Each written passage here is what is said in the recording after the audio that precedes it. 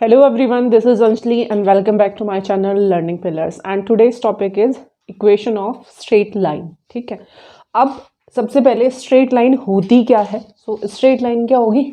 सबसे पहले तो line non ending line segment होता है, ठीक है, और हमें इसकी इक्वेशन फाइंड आउट करनी है। तो इक्वेशन फाइंड आउट करने के लिए ये कहीं ना कहीं एग्जिस्ट करनी चाहिए, किसमें?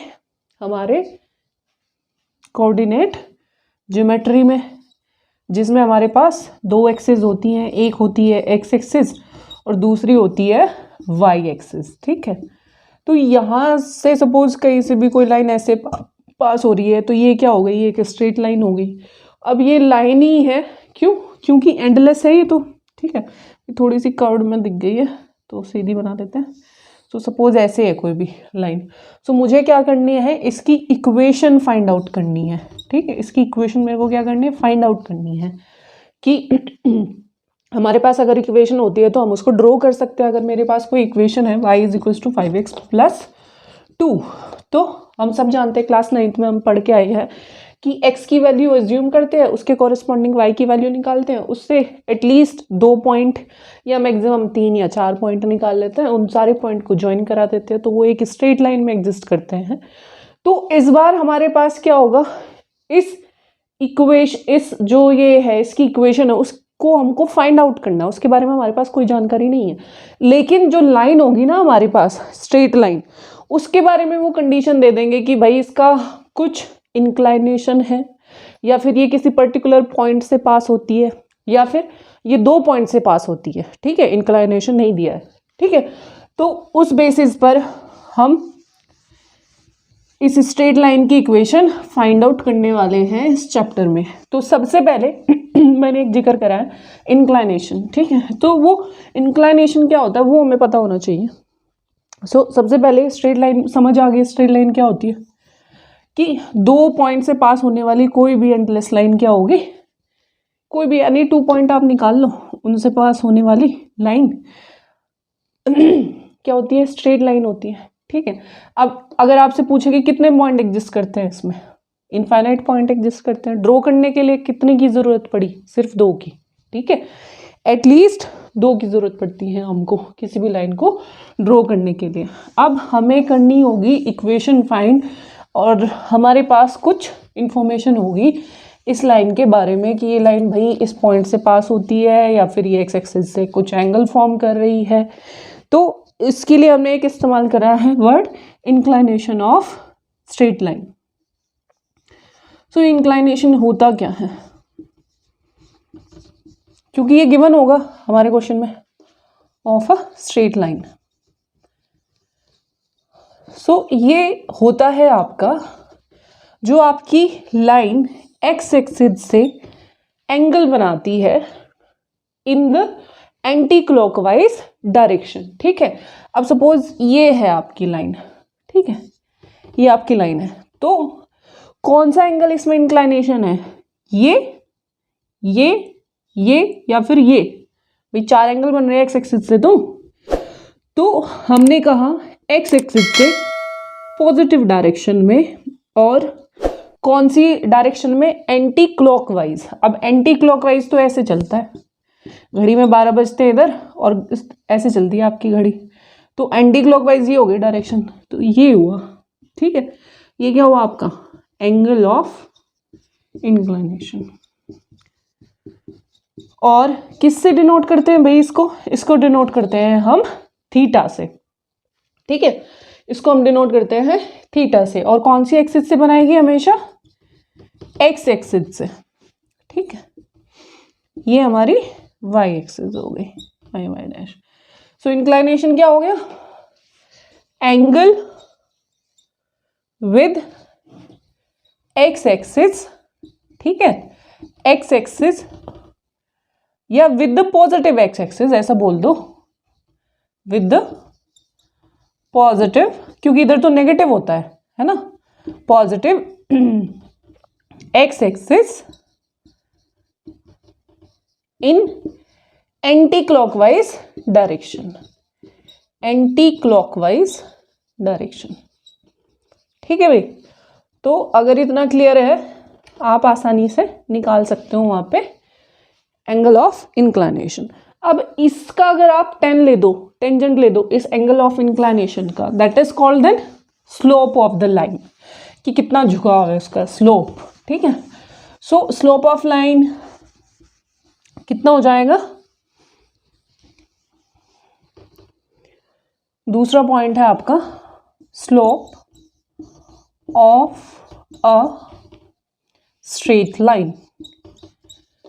सो स्ट्रेट लाइन का स्लोप जो होता है वो होता है m से डिनोट करते हैं, और tangent of angle of inclination, ये एंगल क्या था, इस स्ट्रेट लाइन का x एक्सिस से एंटी क्लॉकवाइज डायरेक्शन में जितना एंगल है, अगर आप उसका 10 ले देते हो then it is called slope and denoted by m। ठीक है, अब हमारे पास ये m गिवन हो सकता है और कुछ और इंफॉर्मेशन गिवन हो सकती है, उनके बेसिस पर हमारे पास कई सारे केसेस बनते हैं इक्वेशन फाइंड आउट करने के लिए स्ट्रेट लाइन की। ठीक है, तो सबसे पहले है इक्वेशन ऑफ लाइन। अब ये सारी आपको नोट डाउन करनी है। Equation of straight line parallel to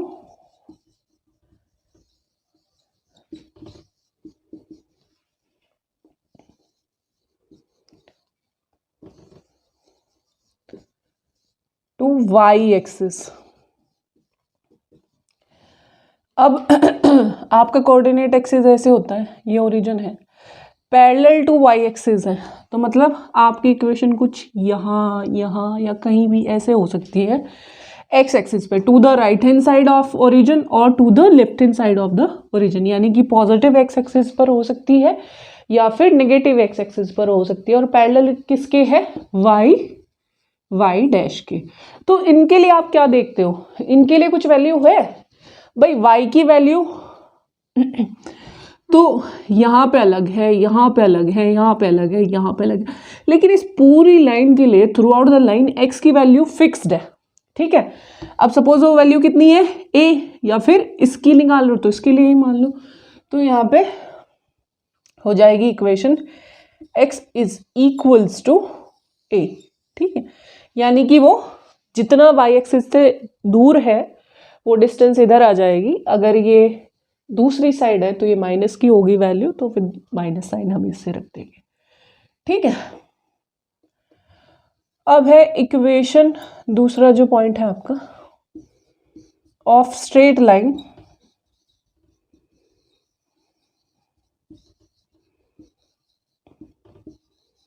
parallel to x axis.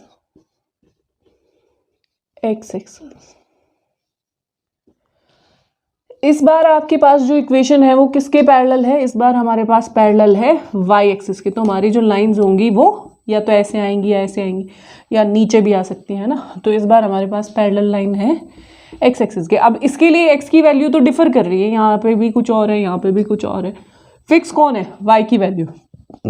इस पॉइंट पे अगर आप जाते हो यहाँ पे भी y की वैल्यू फिक्स है, इस पॉइंट पे अगर आप जाते हो यहाँ पे भी y की वैल्यू फिक्स है, इस पॉइंट पे आप यहाँ जाते हो, तो पूरी एक लाइन के लिए थ्रू आउट द लाइन हमारे पास y की वैल्यू फिक्स्ड है।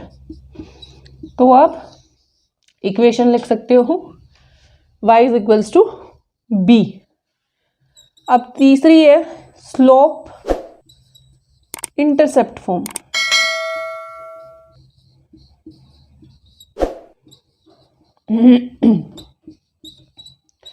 तो इस केस में हमें क्या गिवन होगा, हमें स्लोप गिवन होगा, दैट इज m जो होगा आपको गिवन होगा, है ना, और एक इंटरसेप्ट होता है जो कि c से डिनोट होता है, c गिवन होगा, और c है क्या यहाँ पे, ये जो इंटरसेप्ट है ये है इंटरसेप्ट ऑन y एक्सिस। ठीक है, ये इंटरसेप्ट सिर्फ y एक्सिस पर है, इंटरसेप्ट ऑन y एक्सिस। वो देंगे आपको बाय वर्ड देंगे कि find the equation of particular line whose intercept on y axis is this and slope is 5, 7, जो भी वो देंगे। तो आपको डायग्राम से अगर मैं समझाना चाहूँ तो आपकी इक्वेशन कैसे होगी, यहाँ से पास होगी नहीं, क्यों? क्योंकि अगर ऐसे पास करूँगी तो थोड़ी ना ये कोई इंटरसेप्ट फॉर्म कर रही है, तो आपकी या तो ऐसे होनी चाहिए, है ना, या फिर ऐसे होने चाहिए। क्यों? क्योंकि वाई एक्सिस पे फॉर्म कर रही है ना इंटरसेप्ट, ये सी है, ये जो मैंने डार्क किया है, ठीक है, और ये थीटा है, तो m कितना हो जाएगा यहाँ से 10 थीटा, ठीक है भाई। तो दोनों चीजें गिवन होंगी, क्या हो जाएगी यहाँ पे इक्वेशन, ये हो जाएगी y is equals to m x plus c, ठीक है भाई। ये आपके पास 3 इक्वेशन आ गई है, यहाँ से आप इनको नोट डाउन कर लो, इसके बाद में फिर हम आगे बढ़ते हैं, और भी कंडीशंस हैं।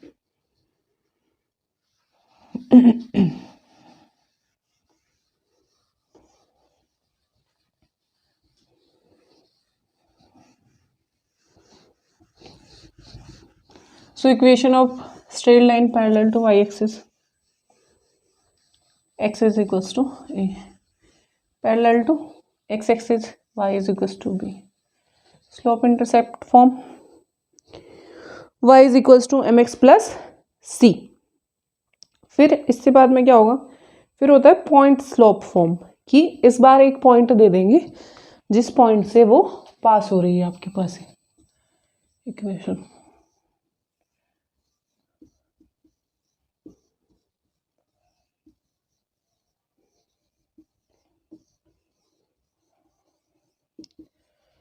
तो इसमें क्या 1 पॉइंट गिवन होगा,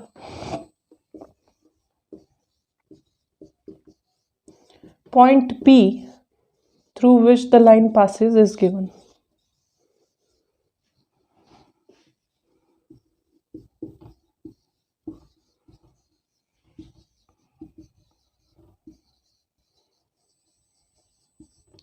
इज गिवन, ठीक है, and slope is also given.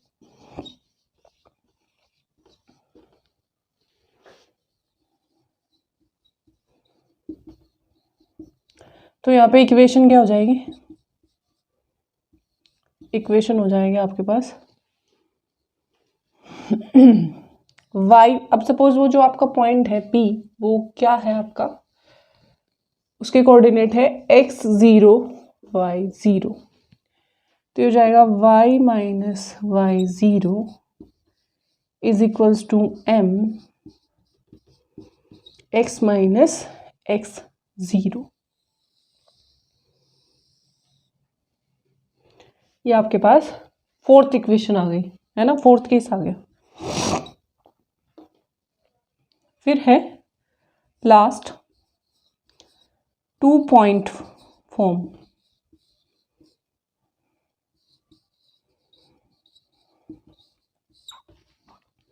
तो क्या होंगे in this case 2 points are given,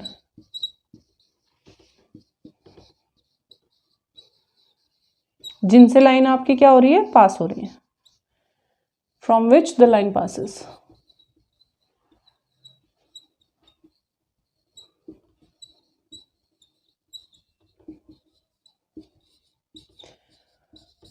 अब सपोज वो पॉइंट आपके एक A है और एक B है, और A है तो x1 y1 और B है तो x2 y2।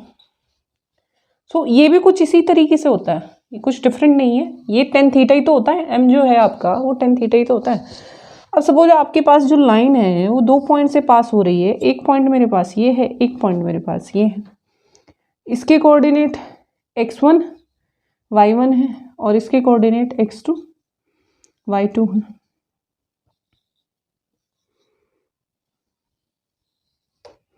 ठीक है, ये रहे। तो यहाँ से जो आपका tan थीटा होगा, आप बोलोगे ये है जी tan थीटा, तो है ना। अगर मैं यहाँ से एक लाइन खींच लूँ पैरेलल, ये और ये इक्वली तो होगा, ये दोनों ही तो थीटा है। क्यों? अगर एक लाइन ऐसे जा रही है तो 2 लाइन अगर तुम पैरेलल खींच रहे हो तो ये दोनों एंगल क्या हो जाता है, इक्वल। कौन सी प्रॉपर्टी से, कॉरेस्पॉन्डिंग एंगल की प्रॉपर्टी से। तो ये थीटा हो गया। अब ये थीटा आप यहाँ से अगर परपेंडिकुलर ड्रॉ कर रहे हो, यहाँ से परपेंडिकुलर ड्रॉ कर रहे हो, ये हो गया राइट एंगल ट्राइंगल। ये आप निकाल सकते हो बड़ी आसानी से, परपेंडिकुलर अपॉन बेस। तो ये कितना है आपका, ये तो है y2 माइनस y1, और ये कितना है, ये आपका x2 माइनस x1। कैसे भाई, यहाँ तक की जो डिस्टेंस है वो y2 है, यहाँ तक की डिस्टेंस जो है वो y1 है, बड़ी में से छोटी घटा दो तो ये बचेगा आपके पास। ऐसे ही यहाँ तक की जो डिस्टेंस है ये दैट इज x2, और यहाँ तक की जो डिस्टेंस है नीचे ये दैट इज x1। अगर x2 में से x1 माइनस कर दो तो ये बचेगी आपके पास x2 माइनस x1। तो इसकी जगह क्या आ जाएगा, y माइनस इसकी जगह तो आ जाएगा y1, क्योंकि पहला पॉइंट आपने माना x1 y1 is equals to आ जाएगा y2 minus y1 upon x2 minus x1 और ब्रैकेट में x माइनस x1। तो ये और ये इक्वेशन में कोई ज़्यादा डिफरेंस नहीं है, ये स्लोप होता है आपका। अगर आप 2 पॉइंट गिवन है आपको और आप निकाल रहे हो ऑर्डिनेट का डिफरेंस अपॉन एब्सिसा का डिफरेंस निकाल रहे हो, उनका रेशो निकाल रहे हो, दैट मीन्स आप क्या निकाल रहे हो, स्लोप निकाल रहे हो, टेन थीटा निकाल रहे हो। ठीक है, आप उसको कंपेयर करके टेन थीटा से आप वहाँ से एंगल ऑफ इंक्लाइनेशन भी निकाल सकते हो। तो अब सीधे आते हैं क्वेश्चन पे, क्योंकि इससे ज़्यादा इसमें फॉर्मूले नहीं है, सिर्फ यही इस्तेमाल होंगे। कितने केसेस हो गए हमारे पास, वैसे तो बेसिकली 4 ही हैं, 2 तो आपके क्या हो गए, 2 तो बड़े आसान से हैं कि अगर आपकी इक्वेशन पैरेलल है एक्स एक्सिस के तब क्या है इक्वेशन, और फिर है पैरेलल है वाई एक्सिस के तब क्या इक्वेशन। सो अभी क्वेश्चन कर लेते हैं डिस्कस। एक लेंथी सा क्वेश्चन लेते हैं और उसके बाद क्लास को करते हैं एंड। तो इस वाले क्वेश्चन में हमें डायग्राम गिवन है, एग्जाम्पल है ये आपका, ठीक है। In the adjoining figure ABC is a triangle and BC is parallel to y axis। ठीक है भाई, AB and AC intersect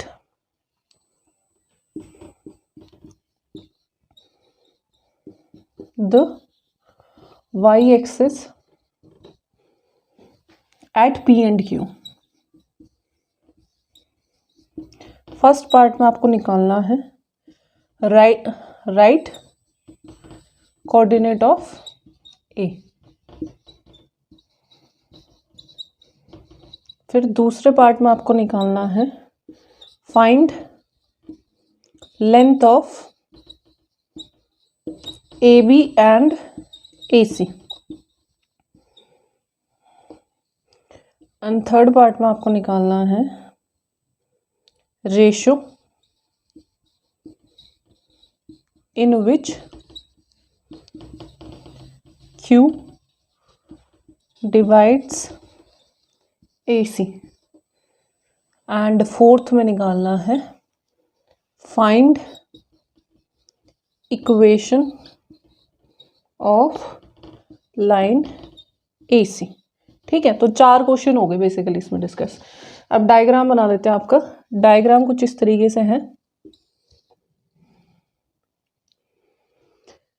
ये है ओरिजिन, ये है y एक्सिस, ये है x एक्सिस, और ये O है, ये पॉइंट दिए हैं 1 2 3 4, 1 2 3 4, और ये पॉइंट दिए हैं -1 -2 -3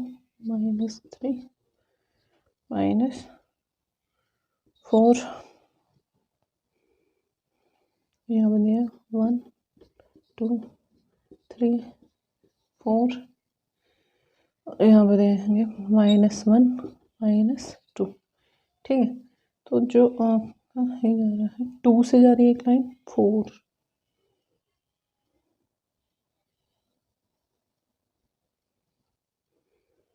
और यहाँ पर जा रही है 3 से।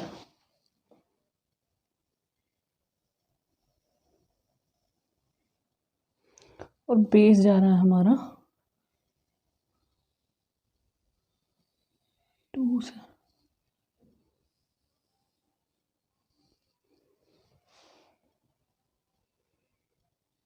ये है सी है हमारा -4 के सामने है बिल्कुल, ये डायग्राम में -4 के सामने, और ये पॉइंट जो है हमारा वो 3 के सामने है, -2 3। कोऑर्डिनेट हम निकाल लेंगे, तो ये हमारा 3 के जो सामने, ये हमारा बी सी और ये पॉइंट है हमारा ए। ठीक, अब देख लेते क्वेश्चन में क्या पूछा उन्होंने। पहला दिया है राइट द कोऑर्डिनेट ऑफ ए, तो ए की यही लिख देते हैं कोऑर्डिनेट। कितने हो जाएंगे, ये तो एक्स एक्सिस पे है तो वाई तो 0 होगी, 4,0 यहाँ पे लिख देते हैं 4,0। फिर है find the length of A B and A C, A B and A C ये दोनों लेंथ हमें निकालनी है। ठीक है, इसको डिस्टेंस फॉर्मूला से निकालना पड़ेगा। To find A B and A C you have to find first the coordinate of B and C. और डायग्राम से मैंने बोला था कि ये आपका डायग्राम में जस्ट बिल्कुल सामने पड़ रहा है 3 के वाई एक्सिस पे और एक्स एक्सिस पे -2 के। तो बी के कोऑर्डिनेट हो गए -2 3 और सी के कोऑर्डिनेट हो गए -2 4 माइनस के।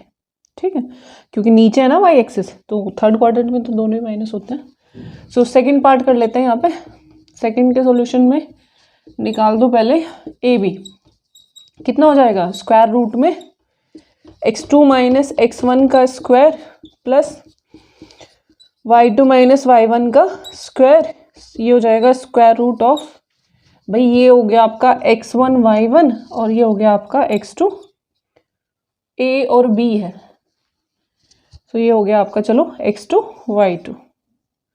ठीक है, कोई फर्क नहीं पड़ता आप इसको x1 y1 ले रहे हो या इसको x1 y1 ले रहे हो। -2 -4,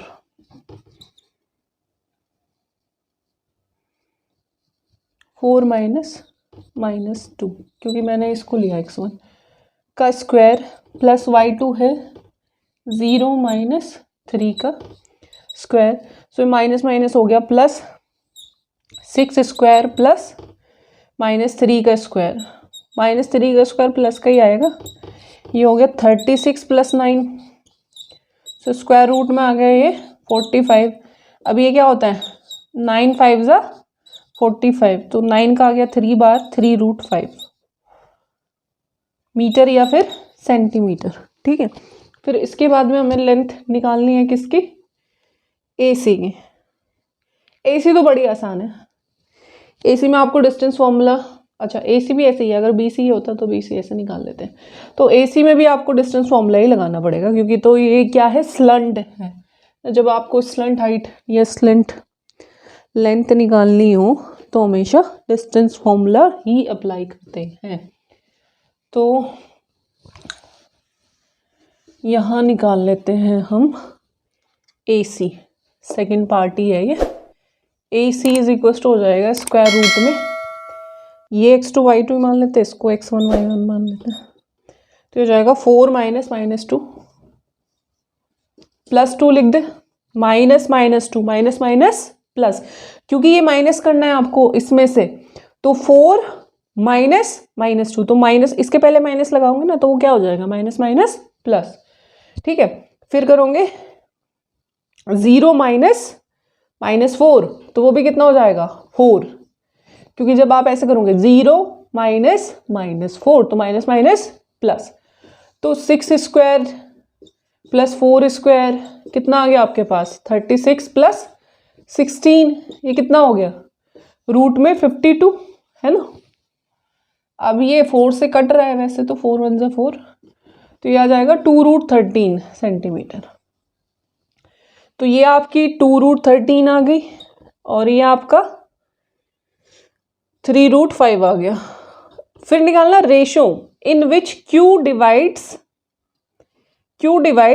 AC, तो Q आई थिंक ये है आपका, ये पॉइंट ना, ये Q है और ये P है, क्योंकि दिया हुआ था कि जो आपके लाइन है वो AB और AC Y एक्सिस डिवाइड करता है 2 पॉइंट में, एक P है और एक Q है। तो अब आपको निकालना है रेशो किसका, इन विच क्यू डिवाइड ए सी।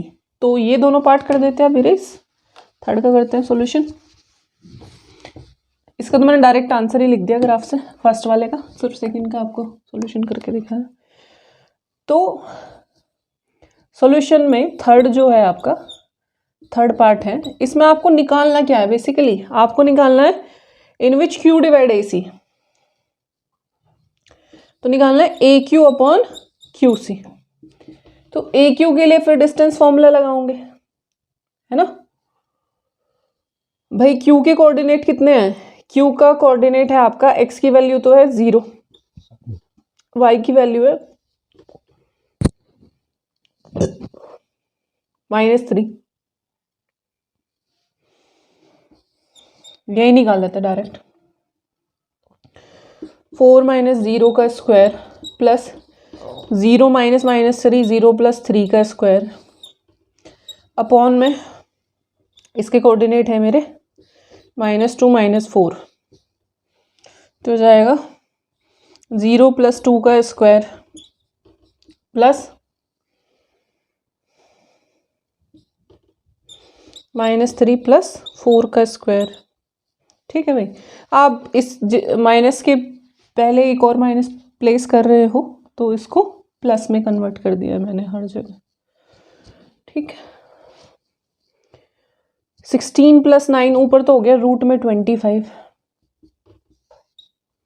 ठीक है, 5 आ जाएगा, और नीचे हो गया 2 का स्क्वायर 4 और 1 का स्क्वायर 1, क्योंकि -3 + 4 होता है 1, तो नीचे हो गया रूट में 5, रूट से रूट चला गया आपका,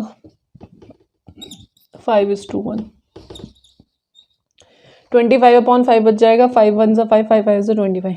लास्ट इक्वेशन ऑफ ए सी। अब ये चैप्टर बना है, ये क्वेश्चन बना है आपका इस चैप्टर का, बाकी तो आपका प्रीवियस चैप्टर से ही आ रहा था, अभी इसमें सेक्शन फॉर्मूला इस्तेमाल हो गया। क्या इसमें रेशो निकाल दिया आपने, डिस्टेंस फॉर्मूला से ही निकाल दिया मैंने। सेक्शन फॉर्मूला में ये भी तो आता है डिस्टेंस का फॉर्मूला, ठीक है। फिर जिसमें कोऑर्डिनेट निकाला था ये रिफ्लेक्शन का आ गया। तो इस चैप्टर का तो अभी बस यही आया हमारे पास, क्योंकि ये सब कंबाइंड है, जब कोऑर्डिनेट ज्योमेट्री का हिस्सा है तो ये सब कंबाइंड आ सकता है। फाइंड, आप ये क्वेश्चन नहीं कर सकते, अरे इस चैप्टर में क्यों पूछ लिया, पूरा क्वेश्चन आपको ऐसे मिल जाएगा। Find the equation of the line AC। अब AC में आप कौन सा फॉर्मूला लगा सकते हो, 2 पॉइंट फॉर्मूला, है ना। इसको इरेज कर दे, 5:1 आ गया थर्ड वाले का आंसर। सो फोर्थ वाले में क्या होगा अब, equation of AC where A क्या है लिख लेते हैं, आसानी होगी, 40 एंड C है -2 -4। तो कौन सी फॉर्मूला लगाएं हम, 2 पॉइंट, है ना, 2 पॉइंट फॉर्मूला लगाए। 2 पॉइंट फॉर्मूला क्या होता है आपका, ये x1 y1, ये x2 y2। फॉर्मूला होता है y - y1 equals to y2 - y1 upon x2 - x1 multiply में x - x1। सो ये फॉर्मूला आप अप्लाई करोगे, y - 0, y1 कितना माना 0, y2 कितना -4 - 0, x2 -2 -4, x -x1। ठीक है भाई, तो ये आ जाएगा y - 0, तो y बचा आपका -4 अपॉन -6, नीचे -2 -4 कितना हो गया -6, इधर आ गया x -4, माइनस से माइनस कैंसिल हो गया, 2 2 = 4, 2 3 = 6। तो मेरे पास जो इक्वेशन बची है वो कुछ इस तरीके से आई है, y = 2/3 x - 4।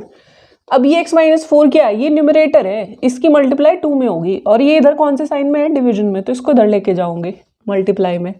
3y = 2x - 8, भाई मल्टीप्लाई हो गई इसके अंदर, तो सब एक तरफ ले आओ, क्या जाएगा 2x - 3y = 8 लिख दो, या फिर 2x - 3y - 8 = 0 लिख दो, कोई भी आपकी मर्जी हो, ये आपका आंसर है।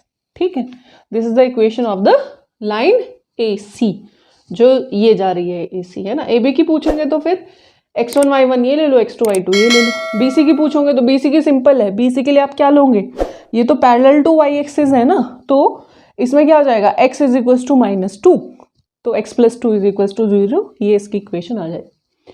ठीक है, आई थिंक अगर आपको अभी भी कोई डाउट रहता है, वैसे तो क्लियर होना चाहिए, अगर अभी भी कोई डाउट रहता है या कुछ समझ नहीं आया तो please write that in comment box, मैं दोबारा से उसको डिस्कस कर दूंगी। ठीक है, this is all for today and subscribe my channel, don't forget to share and press the like button. This is all for today, we'll meet tomorrow. Thank you so much.